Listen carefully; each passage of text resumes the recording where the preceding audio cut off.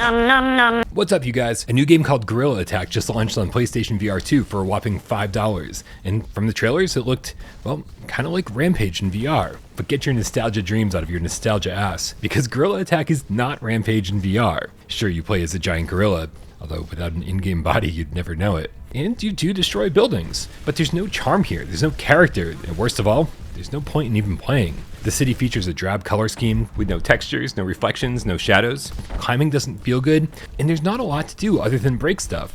You can knock over street lamps, throw cars and tanks to cause damage, and that's kind of it. After exactly 2 minutes, you'll get sick of wandering around in the free play mode, and then wonder what else there is to do. And that's when you'll find the challenges. Each one only takes a couple minutes to complete, like climbing over all these buildings to walk from one end of the city to the other, with no time limits or online leaderboards. Eat all the bananas around the city, with no time limits or online leaderboards.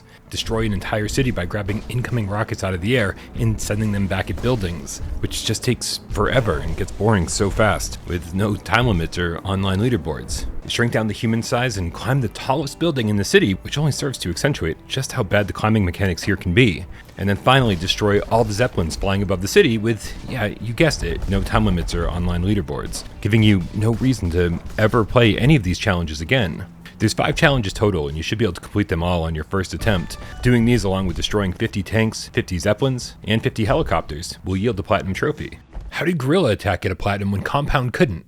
Seriously though, even platinum trophy hunters won't manage to get more than an hour out of this game, and I got so bored wandering around the city in free play trying to destroy zeppelins that I just lost interest in getting the platinum and threw in the towel. The only good thing I can say about Gorilla Attack is that it doesn't use reprojection, but the screen fades to black constantly from my head hitting the geometry.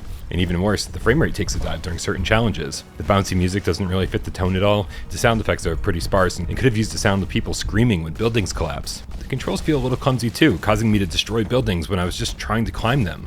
There's only the most basic of haptic feedback, there's no headset haptics, no adaptive trigger support, and it all just feels like a tech demo that's surprisingly low tech. I know it's only $5, but sorry.